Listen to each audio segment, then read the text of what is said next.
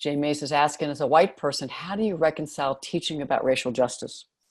I was just at the White Privilege Symposium they had here in Denver this weekend, and I had those same wonders, except mine were fears. I was asked to be the opening keynote of the full day. They'd had an evening event the night before that was very powerful. But a lot of folk were just coming to the one day, and I'm like, and I'm the white person and I'm starting out. So I was like, what do I have to say? How come they asked me? And then I got clear that I'd been going to the White Privilege Conference now, I don't know, 10, 12, 15 years. And the work that I do there, one of them is working with whites and helping us recognize the daily racist dynamics that we perpetuate. Here's jargon, internalized dominance, the racist attitudes that we still carry consciously and unconsciously. Some call it implicit bias, racist implicit bias. And so I realized that I didn't need to create something brand new in my fear of doing it wrong or having to be perfect, all those white cultural ways.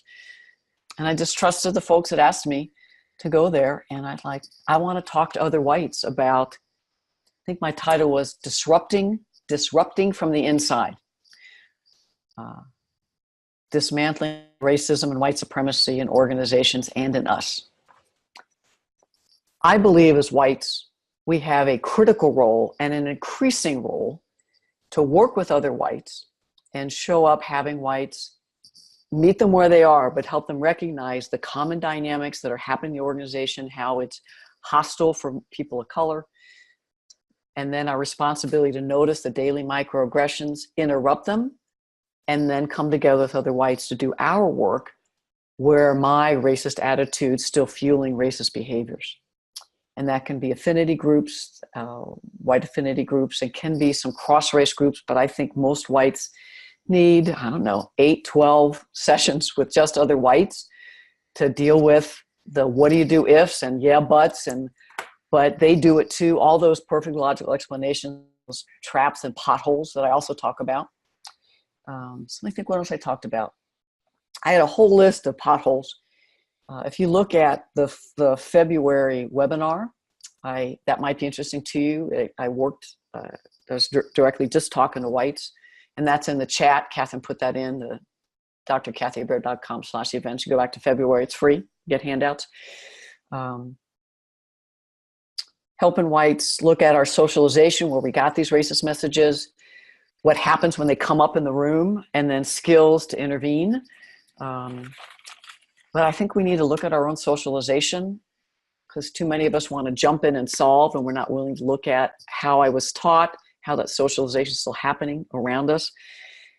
And then also bump it up to the institutional level. Policies, practices, services. And if you look at my April and May webinars, or the June and July. April and May are how to create inclusive organizations. June and July were around diversity workshops. And in there's an activity that I do where I ask people to use a diversity lens and inclusion lens to analyze practices. And so working with other whites, or as a white person, finding 5 different policies, programs, practices, norms in your organization, and in groups, ask people, how does this privilege whites? How does it create barriers for people of color? How does it replicate white culture? Lots of room for white people.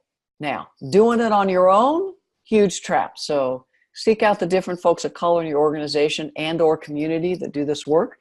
Have the same conversation with them and think about, not what do I need to do, because then you want them to teach you, but here's what I've been thinking. I would love your feedback. And especially people of color in the organization who are already training or in organizational development or HR or senior leadership.